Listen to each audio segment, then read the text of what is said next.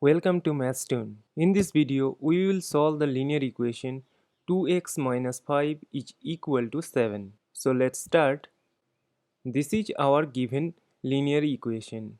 As we have minus 5 in the left hand side, so to find the value of x, we will add 5 to both sides. By doing so, we will get 2x minus 5 plus 5 is equal to 7 plus 5. See that in the left hand side we have minus 5 plus 5 which is 0.